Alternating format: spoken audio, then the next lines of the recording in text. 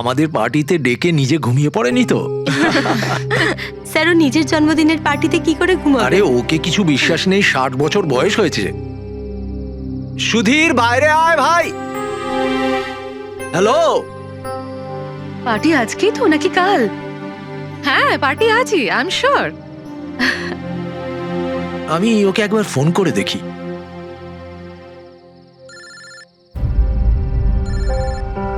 ভেতর থেকেই তো রিং শোনা যাচ্ছে, তাহলে কেউ গেট খুলছে না কেন? তাহলে ভিতর থেকে কেউ দরজা কেন খুলছে না? আমি বললাম না 60 বছর বয়স, এখনো বাচ্চা আছে। Sudhir,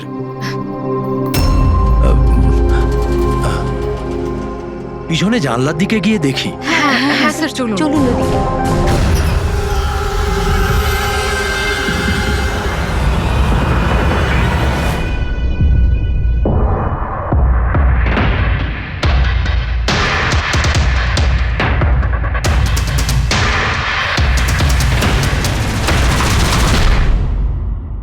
emergency medical card. এনার আমন্ড আর শেলফিশে অ্যালার্জি আছে।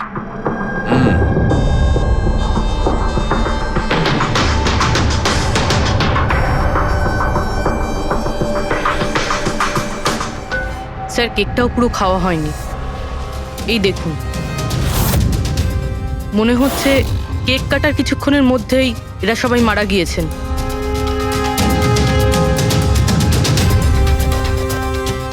হাতাহাতির কোনো চিহ্নই নেই, সোজা গুলি করেছে।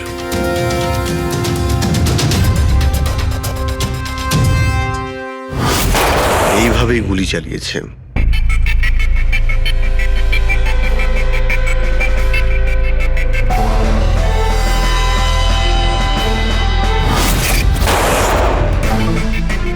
আরেকটা লাশ কোথায়? ভেতরে আছে স্যার।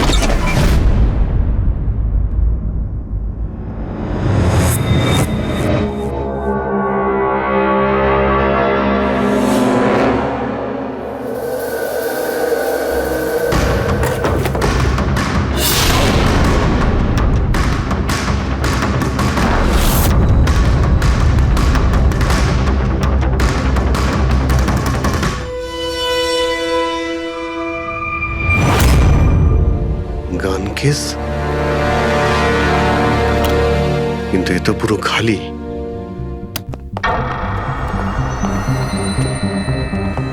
তবে স্যার, এই ঘটনা ঘটেছে কতক্ষণ হয়েছে? এই 4 জনের মৃত্যুই কালকে দুপুর 2টো থেকে 4টের মধ্যে হয়েছে। এরা কে কিছু জানতে পারলে? হ্যাঁ স্যার, উনি সুধীর বাবু, আর কে উইপস ইন্ডাস্ট্রির চেয়ারম্যান। ওর বড় ছেলে নীল, আর এ ওর ছোট ছেলে রিতেশ। আর ভিতরে যে আছে সে সুধীর বাবুর স্ত্রী মায়া। স্যার, নীল আর রিতেশ দুজনেই আর কে উইভস কোম্পানির বোর্ড মেম্বার ছিল, কিন্তু কোম্পানির অবস্থা খুবই খারাপ ছিল, বন্ধ হওয়ার জোগাড়। প্রচুর ধার বাকি হয়ে গেছিল, আর বাজারের ধারও মেটাতে পারছিল না, সমস্যা বেড়েই চলেছিল। তাহলে এখানে সেলিব্রেশন কি জন্য হচ্ছিল? স্যার, সুধীর বাবুর 60তম জন্মদিন ছিল। বার্থডে সেলিব্রেট করছিল। তাহলে নিশ্চয়ই আরো অনেকে এসেছিল। অফিসের কিছু লোক এসেছিল স্যার, আর ওদেরকে জিজ্ঞাসাবাদ করে ছেড়ে দিয়েছি। এরা সবাই এখানে একসাথে থাকতো কি? না না স্যার, এখানে তো শুধু সুধীরবাবু আর মায়া থাকতেন। সুধীরবাবু নীল আর রিতেশের জন্য আলাদা আলাদা বাংলো কিনে রেখেছিলেন, এরা দুজন ওখানেই থাকতো। আজকে তারা বাবার জন্মদিন পালন করতে এসেছিল। স্যার, সন্ধেবেলায় অনেক বড় একটা পার্টি হওয়ার কথা ছিল। কেক কাটার কিছুক্ষণের মধ্যেই সবাই মারা যায়। পার্টি প্ল্যান যারা করেছিল সেই টিমটা এসেছিল, কিন্তু কেউ দরজা খোলেনি দেখে চলে গিয়েছিল। বস, আমার মনে হচ্ছে না যে কেউ বাইরে থেকে এসেছিল। যা কিছু ঘটেছে এই 4 জনের মধ্যেই ঘটেছে। কিন্তু বাড়িতে তো কোনো চাকর অবশ্যই থাকবে। আছে তো, চাকর আছে তো, কিন্তু তারা গ্রামে গেছে। সুধীরবাবু শুধু আজকের জন্য একজন সার্ভেন্ট হায়ার করেছিলেন, সে কাল সকালে কাজ করে গেছিল, আর পার্টি শেষ হওয়ার পরে আজকে এসে পরিষ্কার করার কথা ছিল। পার্টি শেষ হওয়ার আগেই সবকিছু শেষ হয়ে গেছে। মনে তো হচ্ছে এটা মার্ডারই। সরি ডক্টর সালুকে, আমার এটা মনে হচ্ছে যে এই 4 জন ছাড়াও এখানে আরো একজন ছিল, যে বাইরে থেকে ভেতরে এসেছিল। একটু মন দিয়ে দেখো, এখানে কোনো হাতাহাতির কোনো চিহ্ন নেই, আর প্রত্যেকটা জিনিস নিজের জায়গাতেই আছে। এটা মনে হচ্ছে যে কেউ কেকের মধ্যে কিছু মিশিয়ে দিয়েছিল, যেটা খেয়ে এরা 4 জনই অজ্ঞান হয়ে গেছিল। তারপরে ওই 5 নম্বর লোকটা বাড়ির মধ্যে ঢুকলো, এসে সবাইকে গুলি করে দিল। এটা বস 100% মার্ডার। মার্ডার আর সুইসাইডও। আচ্ছা, তোমরা তো নিশ্চিতভাবে কি করে বলছো? স্যার এই দেখুন, বাকি 3টে লাশের কাছে স্ট্রাগলের কোনো চিহ্ন মাত্র নেই, শুধুমাত্র সুধীর বাবু ছাড়া। এনার পা ভাঁজ হয়ে রয়েছে, অনেকটা ব্লাডও বেরিয়েছে। আমার মনে হয় যখন ওনার গুলি লাগে তখন উনি বেঁচে ছিলেন। যদি উনিও কেক খেয়ে বাকিদের মতো অজ্ঞান হয়ে থাকতেন তাহলে ওদের মতোই পড়ে থাকতেন। ইনি প্রথমে 3 জনকে গুলি করেন আর তারপর সুইসাইড করেন, এরকম মনে হচ্ছে। যদি এটাই হয়তো তাহলে যে বন্দুক দিয়ে গুলি করা হয়েছিল সেটা কোথায়? সেটা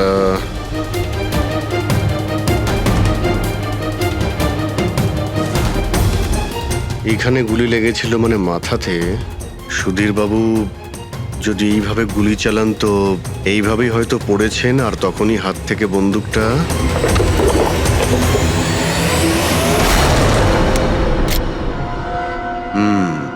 এই হলো বন্দুক। স্যার এই দেখুন, রিতেশের ফোনটা পেলাম। স্যার ও কেক কাটার কিছুক্ষণ পরেই নিজের সোশ্যাল পেজে এই সেলফিটা পোস্ট করেছে। বলছিলাম না, এখানে পঞ্চম ব্যক্তি থাকতেই পারে না। কিন্তু বুঝতে পারছি না কেন, আমার এখনো সন্দেহ আছে। দেখুন, সন্দেহ করা তো আমাদের কাজ। একটা কাজ করে যতগুলো এভিডেন্স আছে, যতগুলো জিনিস আছে, সব বিউরোতে নিয়ে যাই, দেখি এসিপি স্যার কি বলেন। গোলমাল মনে হচ্ছে। বস, আমি ওদের পেটের মধ্যে কেকের টুকরো পেয়েছি, ওই যে কেক ওরা খেয়েছিল। ওই কেকের মধ্যে সেনেটিভ মেশানো ছিল, নেশার ওষুধ। সেনেটিভ? 3 জন খেয়েছে আর অজ্ঞান হয়ে গেছে। 4 জনই? না, 3 জন। নীল, রিতেশ আর মায়া, ওদের 3 জনের পেটের মধ্যেই শুধু কেকের টুকরো পাওয়া গেছে। তার মানে সুধীর বাবু ওই কেকটা খাননি? না দয়া, শুধু একজনই ছিল যে গুলি চলবার সময় অজ্ঞান হয়নি। কি সুধীরবাবু নিজের জন্মদিনে এই কেক খাননি? হয়নি, কারণ ওই কেকের মধ্যে বাদাম মেশানো ছিল। কিন্তু স্যার ওনার বাড়ির লোকের তো নিশ্চয়ই জানা আছে যে ওনার বাদাম থেকে অ্যালার্জি ছিল। এক্স্যাক্টলি। তাহলে এই কেক আনলো কেন? অদ্ভুত ব্যাপার। সুধীর বাবুর বার্থডে ছিল আর কেক ওই 3 জনে খেয়েছিল। কেক 3 জনে খেয়েছিল, কিন্তু ওখান থেকে যে বন্দুকটা পাওয়া গেছে তাতে 4টে গুলি খরচ হয়েছে, যেগুলো এদের গায়ে লেগেছে। অদ্ভুত ব্যাপার যে ওর ওপর সুধীরের আঙুলের ছাপ আছে। আর ওই বন্দুকটাও তো সুধীর বাবুর নামেই রেজিস্টার করা। তো সুধীর বাবু প্রথমে ওই 3 জনকে গুলি করে আর তারপর নিজে সুইসাইড করে, কিন্তু কেন? ঝামেলা এড়ানোর জন্য। ব্যবসা ডুবে যাচ্ছে, ধার দেনা বেড়ে যাচ্ছে, এই জন্য নিজের সঙ্গে পুরো ফ্যামিলিটাকেই মেরে ফেলে। আর কি কারণ হতে পারে? হ্যাঁ স্যার, তাই তো মনে হচ্ছে। সুধীর বাবু ইচ্ছে করেই ওই বাদামওয়ালা কেক নিয়ে এসেছিল যাতে ওনাকে না খেতে হয়, আর উনি সেনেটিভ মিশিয়ে ওই কেকটা সবাইকে খাইয়ে দেন। আর অজ্ঞান হওয়ার পরে তাদের মেরে ফেলে নিজেও আত্মহত্যা করেন। রবি, ওই রিতেশ যেটা ফটো আপলোড করেছিল না নেটে, সেটা একটু খোলো তো। কটার সময় তুলেছিল এই ফটোটা? স্যার 2:05 আর আপলোড করেছিল? স্যার 2:07। সালুকে একটা কথা বলো, কেক খাওয়ার কতক্ষণ পরে ওরা অজ্ঞান হয়েছিল? 20 থেকে 25 মিনিট। মানে 2:30 না 2:35? আমার মনে হয় ওরা সবাই ওই সময়ই মারা গিয়েছিল, 2:30 থেকে 3:45-এর মধ্যে। মানে সবকিছু ঘটেছে ওই 40 মিনিটের ভেতরেই। 1 মিনিট, ওই দেখো, ওই ছায়াটা কার? ওই শ্যাডো? এই 4 জন তো এখানে দাঁড়িয়েছিল, তাহলে ছায়া ওখানে গেল কি করে? সেটা ওখানে গিয়েই দেখতে হবে। এই শ্যাডোটা কার ছিল? 2:04। পর্দার পজিশন একদম ঠিক আছে তো? একদম স্যার। পজিশন নিয়ে নি। রেডি? 2:05। ইয়া। আরে এখানে তো কোনো ছায়া দেখতে পাচ্ছি না। তাহলে ওখানে ছায়া কোথা থেকে এলো?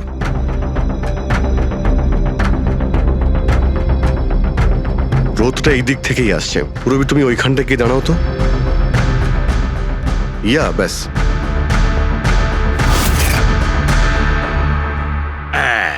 এইখানে ছায়াটা দেখা যাচ্ছে, ঠিক যেমনটা ওখানে ছিল, সেম টু সেম। আমি ঠিকই বলেছিলাম, এখানে কোনো 5 নম্বর লোক ছিল। আর সে ওখানেই দাঁড়িয়েছিল যেখানে আমি দাঁড়িয়েছিলাম। এই সেই লোকটাই হবে যে সুধীর বাবু আর তার পরিবারকে মেরেছে। আর সে আমাদের অলমোস্ট ধোকা দিয়ে দিয়েছিল যে এটা মার্ডার কাম সুইসাইড। আর ওর ছায়াই ওকে ধোকা দিয়ে দিয়েছে। কিন্তু স্যার আমরা এই ছায়ার মাধ্যমে খুনি অবধি পৌঁছবো কি করে?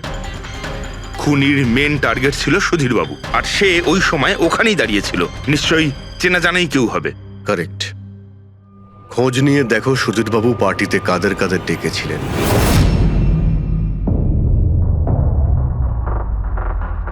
স্যার আমি পড়ি।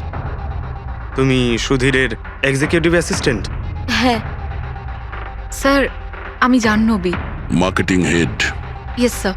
হ্যাঁ স্যার, আমি জগন্নাথ, আমি কোম্পানির লয়ার। আর সুধীর বাবুর পার্সোনাল লয়ারও। আগে হ্যাঁ, কিন্তু আপনারা আমার কাছে কি জানতে চাইছেন? সুধীরবাবুর কোম্পানিতে প্রায় 300 লোক কাজ করতেন, কিন্তু উনি পার্টিতে শুধু আপনাদের 3 জনকেই ডাকলেন। এরকম কিসের বিশেষ সম্পর্ক ছিল আপনাদের সঙ্গে সুধীরবাবুর? স্যার আমি আগেও বলেছি যে আমি ওনার এক্সিকিউটিভ অ্যাসিস্ট্যান্ট। তো একজন এক্সিকিউটিভ অফিসারের সঙ্গে এতটা পার্সোনাল রিলেশনশিপ? স্যার আমি ওনার শুধু কাজই না, বরং ওনার পার্সোনাল লাইফও ম্যানেজ করতাম। আই মিন পার্সোনাল আর প্রফেশনাল দুটোই। আর ওই দিনও আমি পার্টি ম্যানেজ করতে গেছিলাম, সেলিব্রেট করতে না। আর উকিল বাবু আপনি? স্যার আমি আর সুধীর হলাম ছোটবেলাকার বন্ধু। ওর বার্থডে আর আমি যাব না, এটা কি করে হতে পারে? আর আপনি, আপনাকে কেন ইনভাইট করেছিল সুধীরবাবু পার্টিতে? স্যার আমাকে সুধীর স্যার না, নীল ইনভাইট করেছিল। আমি আর নীল খুব ভালো বন্ধু ছিলাম। I see. তো আপনি ওনার পুরো শিডিউল ম্যানেজ করতেন। তো এই বার্থডে পার্টির দিন কেউ কি আসার কথা ছিল? কোনো মিটিং রেখেছিলেন আপনারা? স্যার ওই দিন ব্যাংক হলিডে ছিল, তার জন্য কোনো মিটিং বা অ্যাপয়েন্টমেন্ট ছিল না। আর ওনার বার্থডে ছিল, তাই উনি পুরো দিন ওনার ফ্যামিলির সাথেই কাটাতে চাইতেন। দুপুর 2টো থেকে 3টের মধ্যে আপনারা কোথায় ছিলেন? স্যার আমি তো আমার বাড়িতেই ছিলাম, ভ্লগ বানাচ্ছিলাম। ব্লগ? Video blog. আমার একটা ইন্টারনেট চ্যানেল আছে যেখানে আমি ভিডিও বানিয়ে আপলোড করি। স্যার আমি বাড়িতে ঘুমোচ্ছিলাম, আমার শরীরটা ঠিক ছিল না। স্যার আমি আমার ফ্যামিলির সাথে ফিল্ম দেখতে গিয়েছিলাম। আচ্ছা, কিছুদিনের মধ্যে সুধীরবাবুর ব্যবহারে কোনো পরিবর্তন দেখেছিলেন আপনারা? হ্যাঁ স্যার, আমি একটা জিনিস নোটিস করেছিলাম। স্যার আজ থেকে ঠিক 1 মাস আগে আমাদের মিটিং চলছিল।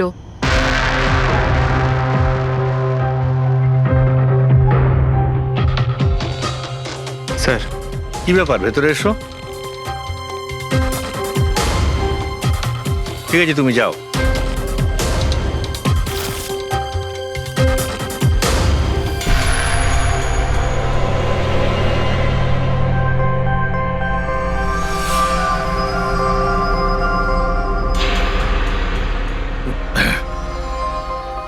Sorry, gentlemen. Meeting is over.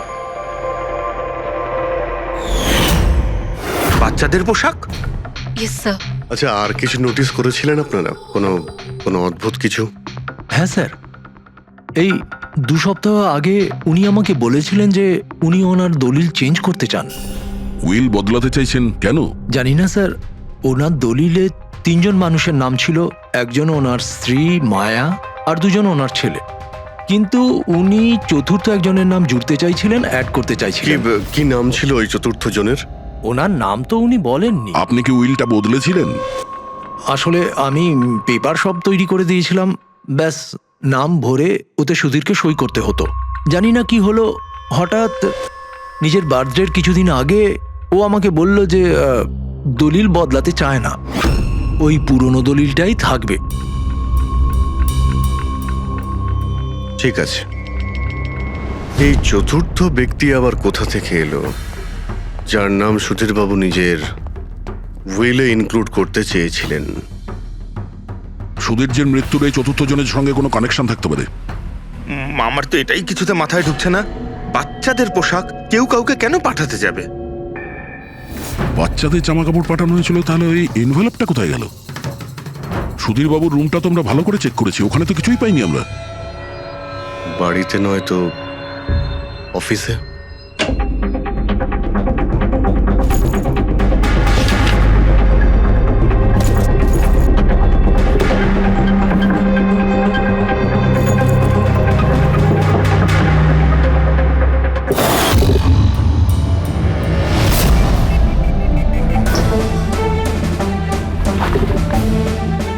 পেয়ে গেছি।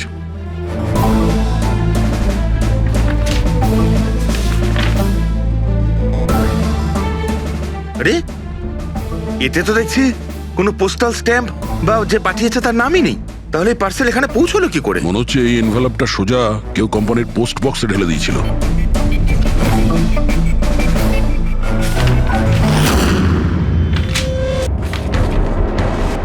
এই এনভেলপটা ডক্টর সালুকের কাছে পাঠিয়ে দিই, উনি হয়তো কিছু পেতে পারেন।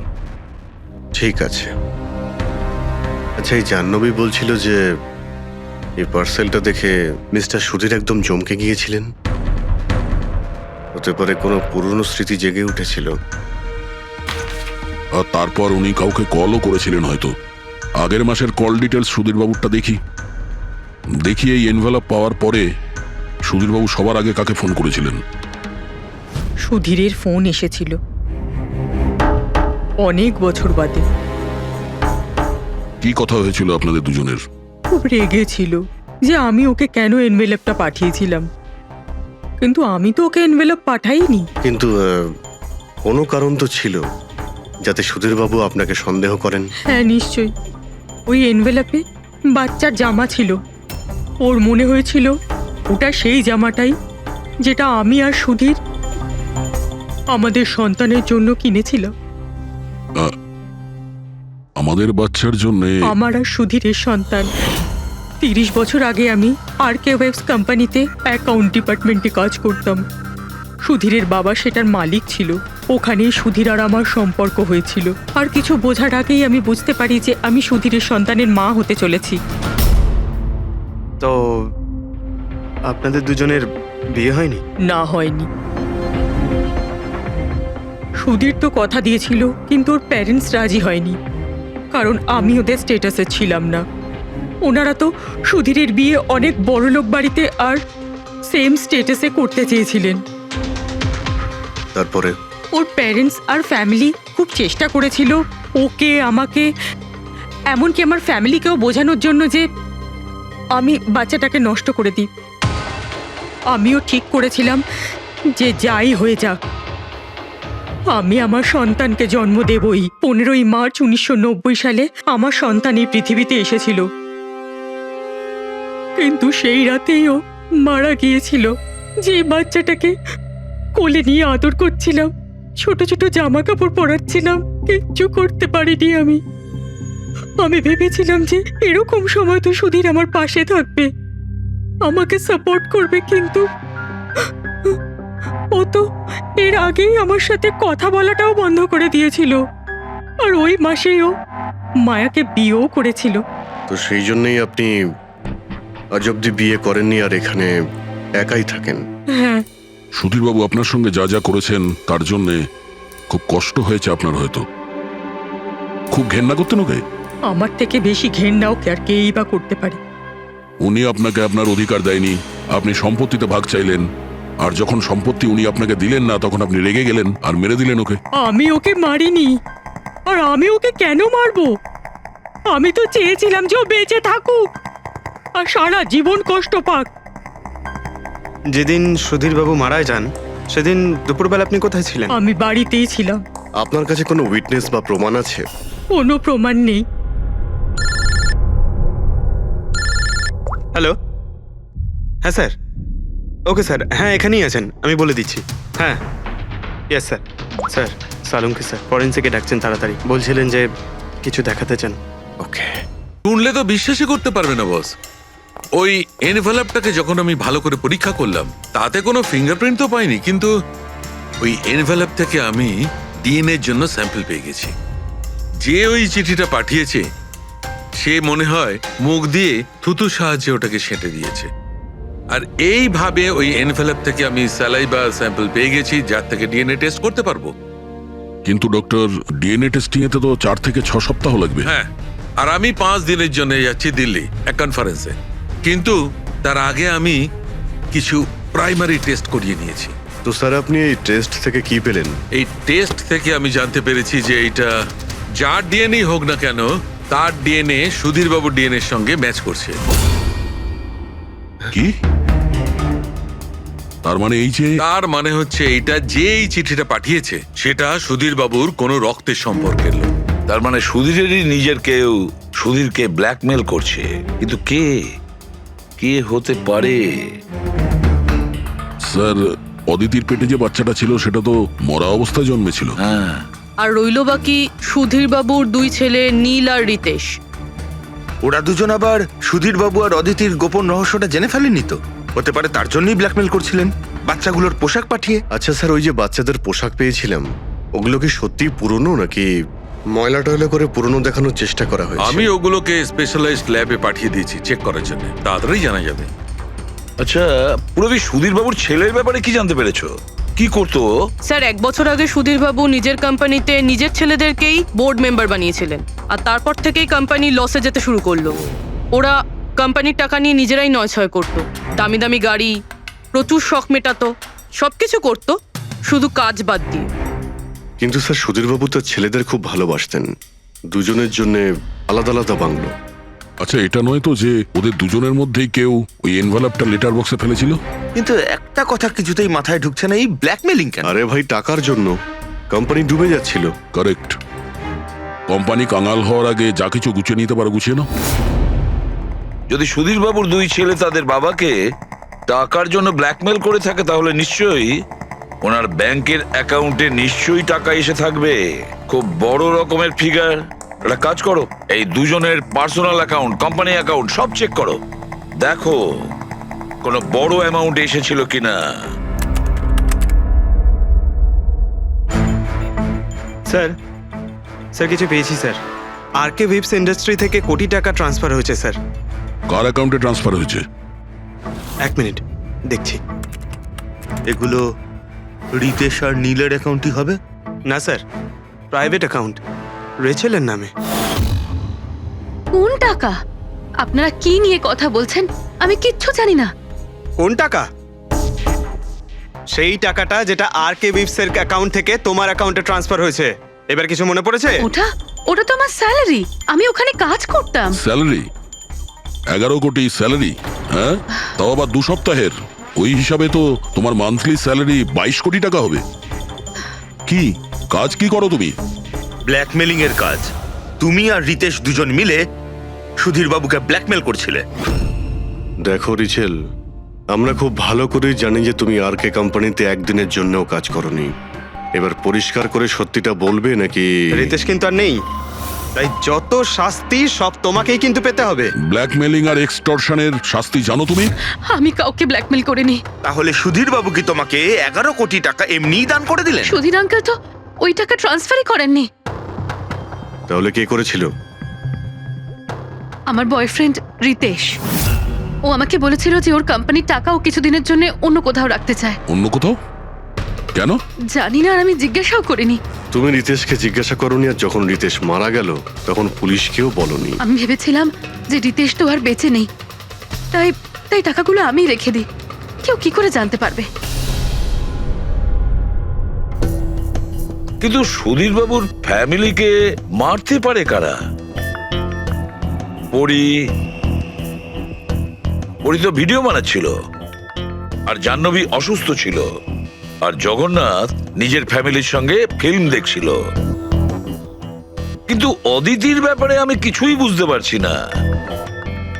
কিন্তু কে হতে পারে যে সুধীর বাবুকে এনভেলপ পাঠায়, ওই প্যাকেটটা পাঠায়? সে কে? ওর নামটা সুধীর বাবু উইলে লিখতে চেয়েছিলেন, কিন্তু লেখেননি। সে কে?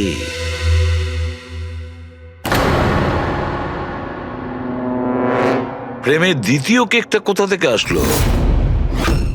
হ্যাঁ স্যার, এখানে দুটো কেক। সেটাই তো, যখন বার্থডে ছিল সুধীর বাবু তার নিজের ফ্যামিলির সঙ্গে, ছোট কেকটা কেন কাটতে যাবে যেখানে এত বড় কেকটা রয়েছে এর সামনে?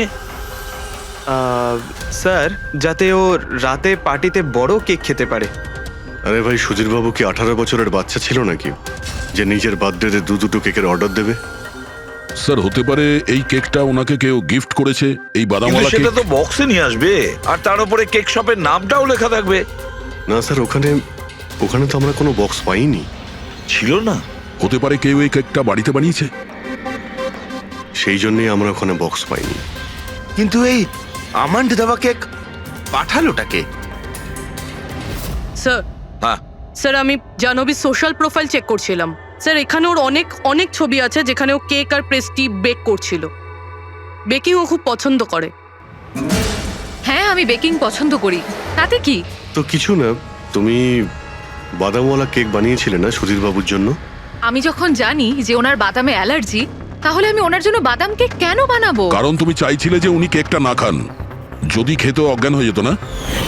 আর তুমি চাইতে যখন তুমি ওকে মারবে তখন যেন ওর জ্ঞান থাকে, কষ্ট পায় তোমার সামনে, প্রাণ ভিক্ষা করে, তাই না? আরে আমি সুধীর আঙ্কেলকে কেন মারবো? তুমি কেকের মধ্যে সেনেটিভ মেশাওনি রিতেশ, নীল আর মায়াকে মারার জন্য? আপনারা এইসব কি বলছেন বলুন তো? ব্যাস ব্যাস, অনেক হয়েছে। তুমি বলেছিলে না যে ওই দিন তুমি অসুস্থ ছিলে আর বাড়িতেই ছিলে? কোথাও তুমি যাওনি। তুমি পার্টিতে কিভাবে গিয়েছিলে কিনা পার্টিতে? আমি সত্যি 2-3 পর্যন্ত ঘুমিয়েছিলাম।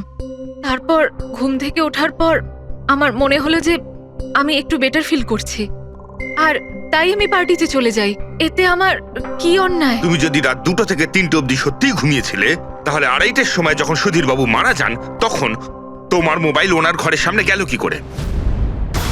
দেখো জাহ্নবী, মিথ্যে বলে কোনো লাভ নেই। আমরা তোমার মোবাইলের রেকর্ড চেক করে দেখেছি। যে সময় সুধীর বাবু মারা যান সেই সময় তোমার ফোনের লোকেশন ওনার বাড়ির কাছেই ছিল। এবার সত্যি বলবে নাকি আরো টাইম ওয়েস্ট করতে চাও? আমি আর নীল একে অপরকে ভালোবাসতাম। আমরা ভেবেছিলাম যে নীলের বাবার বার্থডে, আমাদের কাছে একটা ভালো সুযোগ ছিল ওনাকে আমাদের ব্যাপারটা বলার, আর সেই জন্যই আমি ওখানে যাই। ওখানে গিয়ে নীলকে অনেকবার কল করি, প্রায় 1 ঘন্টা ওখানে ছিলাম আমি, কিন্তু নীলের কোনো কল আসেনি। আমি ভেবেছিলাম নীল হয়তো সময় পাচ্ছে না আমাকে কল করার। মিথ্যে কথা। তোমার মনে হয়েছিল নীল তোমাকে ঠকাচ্ছে, সেই কারণে তুমি ওকে আর ওর পুরো ফ্যামিলিকে মেরে দিয়েছো। এই আপনারা কি বলছেন বলুন তো? আমি বেকিং করতে ভালোবাসি, তার মানে তো এটা নয় যে খুনটা আমি করেছি। ইন্টারনেটে রেসিপি দেখে তো যে কেউ কেক বানিয়ে ফেলতে পারে। কেক বানানো কি এমন কঠিন কাজ? আর রিতেশের গার্লফ্রেন্ড রেচেল, ও তো বেকিং করে। আপনারা ওকে কি কেন কিছু জিজ্ঞেস করছেন না? সবাইকে জিজ্ঞেস করবো আমরা। ডাকো সবাইকে। ভীষণ ইন্টারেস্টিং কেস এটা। এরকম খুব কম হয় যে এতজনের কাছে একটা লোকের প্রাণ নেওয়ার জন্য সুযোগও আছে আর মোটিভও আছে। আপনারা আবার? আরে স্যার, আমি কেন মারবো ওনাকে? আপনি নীলকে বিয়ে করতে চেয়েছিলেন, ওর ফ্যামিলির লোকেরা রাজি হয়নি। এ তো খুব বড় একটা কারণ খুন করার। আর সুধীর বাবুর ফ্যামিলির জন্য আত্মমর্যাদা, সোশ্যাল স্ট্যাটাস অনেক গুরুত্বপূর্ণ ব্যাপার ছিল। এর সবচেয়ে বড় এক্সাম্পল অদিতি দেবী। আর সুধীর বাবু এই নিজের সম্পত্তি আর স্ট্যাটাসের জন্য আপনার জীবন নষ্ট করে দিয়েছেন। তাহলে আপনার থেকে বেশি ঘৃণা আর কে করতে পারে? আমার কাছে পয়সার কোনো মূল্য নেই, আর না কোনো বিষয়ে রিগ্রেট। আফসোস তো তোমার হওয়ার কথা রাচেল। এখানে তো 5,000 টাকার জন্য মানুষ মানুষকে খুন করে, আর তুমি তো বসে বসে 11 কোটি টাকা পেয়েছো। আর আপনি? আপনার হাতে তো সুধীর বাবু তার লাইফের রিমোট কন্ট্রোল দিয়ে দিয়েছিল। আপনি সবই জানতেন ওনার ব্যাপারে। এটাও জানতেন যে উনি ওনার গানটা কোথায় রাখেন। দেখুন, আপনাদের যা ইচ্ছে বলতে পারেন। আমি আপনাকে আগেও বলেছিলাম যে আমি সেদিন ঘরে ভিডিও ব্লগ বানাচ্ছিলাম, চাইলে আমার ফোনও চেক করতে পারেন। হ্যাঁ হ্যাঁ, নিশ্চয়ই। ওই দেখি, জানা তো যাবে কিভাবে ভিডিও ব্লগ বানানো যায়।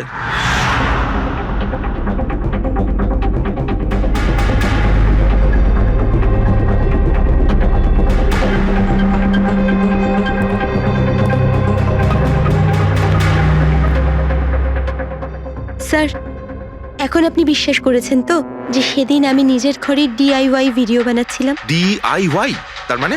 Do it yourself. স্যার, আমি প্রত্যেকদিন নিজের ইন্টারনেট চ্যানেলে মানুষদের দৈনন্দিন কাজের ইজি পদ্ধতি দেখাই। Do it yourself. স্যার, হ্যাঁ, নিউজ পেপারটা দেখুন, ডেটটা ওই একই। হ্যাঁ সেটাই তো আছে। মানে ভিডিও ওই দিনই শুট করা হয়েছিল? স্যার, হ্যাঁ পুরবি। স্যার আমি মেমোরি কার্ডের ডেট আর টাইম চেক করেছি। এই ভিডিওটা ওই দিনই তৈরি করেছিল, 2টো থেকে 4টের মধ্যে। আচ্ছা, আর স্যার, ওরির মোবাইল লোকেশন ক্রস চেক করেছিলাম আমরা, তাতে দেখলাম ও সেদিন বাড়িতেই ছিল। পুরবি একটা কাজ করো, এই 4 জন লেডিসকে আলাদা ঘরে বসাও। স্যার, হুম, চলো।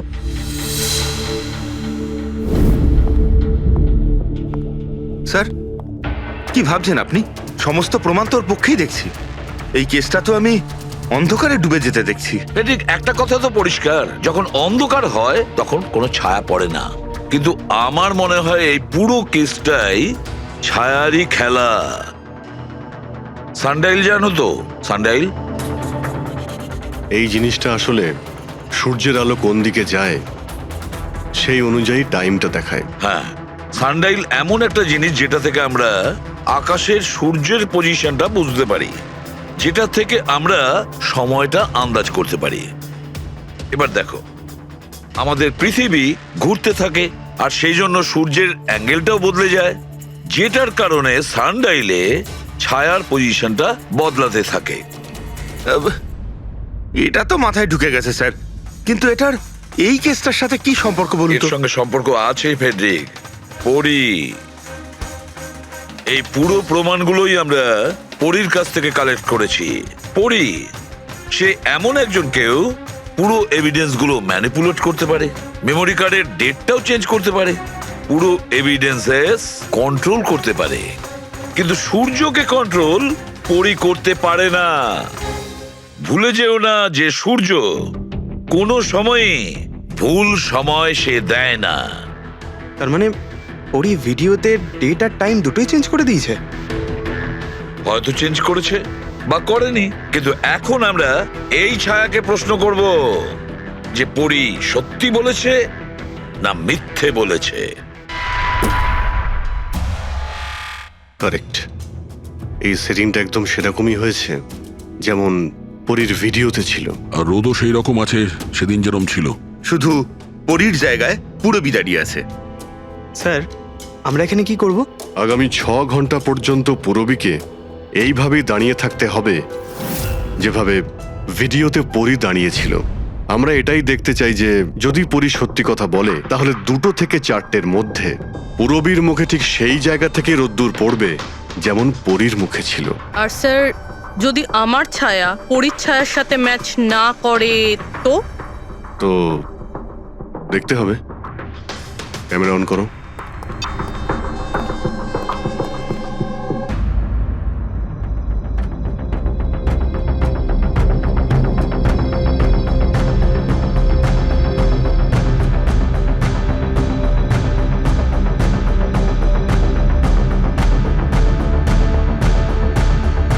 চলো, গুড। ওকে পুরবী, রিল্যাক্স। আচ্ছা, কি আছে এই ভিডিওতে? আরে দেখতে দাও ভাই।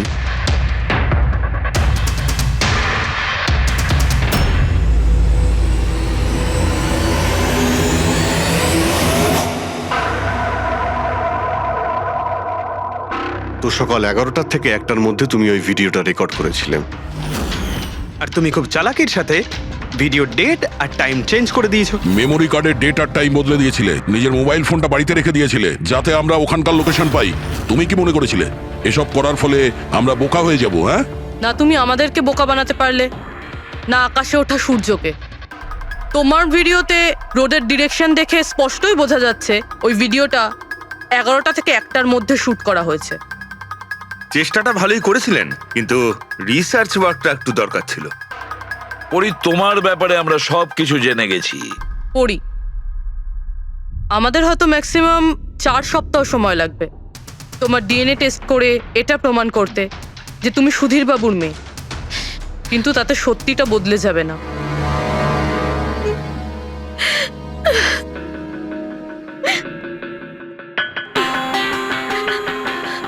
আমি ওনাকে মারতে চাইতাম না, একদমই মারতে চাইতাম না ওনাকে। আমি তো শুধু এইটুকু চাইতাম যে উনি আমাকে স্বীকার করুক। ছোট থেকে এখনো অবধি আমি অনাথ আশ্রমে বড় হয়েছি, তার জন্য একটা ফ্যামিলি চাইতাম আমি। তুমি সুধীর বাবুর ব্যাপারে জানতে পারলে কিভাবে? ওই আমার ছোটবেলার জামা কাপড়ের জন্য। ওই জামা কাপড়ে হসপিটালের কার্ড ছিল, উনি ওটা বের করতে ভুলে গেছিলেন। ওই কার্ডে বাবার নাম্বারও ছিল। তারপর আমি বাবাকে অনেক খুঁজলাম, তখন শেষ পর্যন্ত ওনার কোম্পানির কথা জানতে পারলাম। কিন্তু তুমি ওনার কোম্পানি কেন জয়েন করলে? তুমি চাইলে সুধীরবাবুকে অন্য জায়গাতেও কথাটা বলতে পারতে যে তুমি ওনার মেয়ে। কিন্তু আগে আমি ওনার সাথে দেখা করতে চাইতাম, চিনতে চাইতাম ওনাকে। তারপর আস্তে আস্তে জানতে পারলাম যে উনি খারাপ মানুষ নন, মনের দিক থেকে খুবই বড়। তখন আমি ভাবলাম যে হয়তো ওই সময় ওনার অবস্থা খুব খারাপ ছিল, তাই অনাথ আশ্রমে দিয়েছিল আমাকে। কিন্তু এখন তো ওনার খুব ভালো অবস্থা, এখন তো উনি আমায় আপন করতে পারতেন। তাহলে ওনার সঙ্গে দেখা হতে না হতে প্রপার্টিতে ভাগ কেন চাইলে? কারণ আমি জানতে চাইতাম যে ওনার কাছে ইম্পর্টেন্ট কি, টাকা না আমি। তার জন্যই সুধীরবাবু ওনার উইল চেঞ্জ করতে চাইছিলেন। হ্যাঁ, আর এটা শুনে আমি খুব খুশি হয়ে গেছিলাম। কিন্তু সুধীর বাবু তার সিদ্ধান্ত বদলে ফেলেছিলেন, যেটা তুমি সহ্য করতে পারোনি। স্যার, ও সব ওনার ওয়াইফ আর ওনার মেয়ের জন্য হয়েছিল। ওরা এটা সহ্যই করতে পারছিল না যে বাবা আমার নাম উইলে অ্যাড করছিল। অর্থাৎ আরও একবার সুধীর বাবু আপনাকে মেনে নিতে অস্বীকার করলেন। হ্যাঁ, আর এইবারও ঠিক ফ্যামিলির জন্যই। উনি একদম বদলাননি, উনি একদম ঠিক আগের মতোই ছিলেন। সেলফিশ, সুবিধাবাদী, দায়িত্বজ্ঞানহীন। সহজভাবে নিজের ভাগটা পাননি বলে ওনাকে ব্ল্যাকমেল করতে শুরু করে দিলেন। না, আমি যখন ওনাকে প্রথম এনভেলপ পাঠিয়েছিলাম তখন আমার এরকম উদ্দেশ্য ছিল না। আর না আমি এতটাই বোকা যে এনভেলপ নিজের মুখ দিয়ে সিল করব। আমি তো এটাই ভাবতাম যে অ্যাটলিস্ট উনি আমাকে নিজের ফ্যামিলিতে ইনক্লুড করুক, আমার নিজেরও একটা ফ্যামিলি হোক। আর তার জন্যই আমি বাবার জন্মদিনের দিন নেশাযুক্ত ওষুধ দিয়ে বাদামের কেক নিয়ে ওনার বাড়িতে গেছিলাম। Happy birthday to you.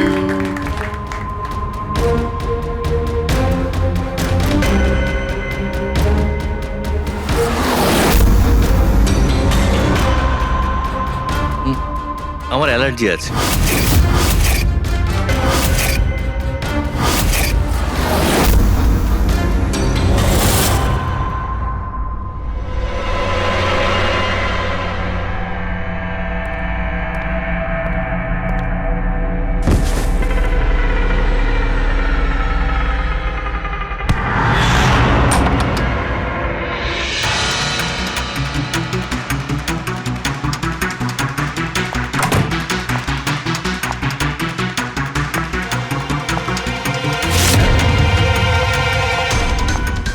বাবা,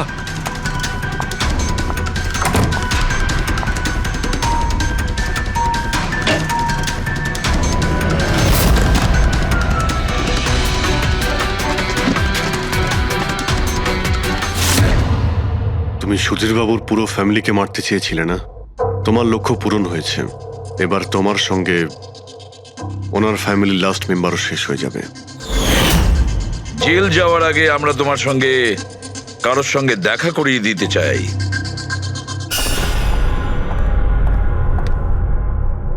ইনি অদিতি দেবী, তোমার মা। মা, আপনাকে মিথ্যে বলা হয়েছিল যে আপনার সন্তান মৃত জন্ম নিয়েছিল।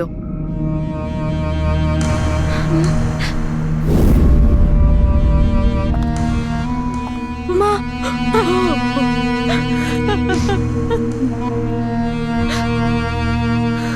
ওর এই সুধীর বাবু আর তার ফ্যামিলিকে শেষ করে দিয়েছে। আমরা দুঃখিত, আপনারা দুজন আবার বিচ্ছিন্ন হয়ে যাচ্ছেন।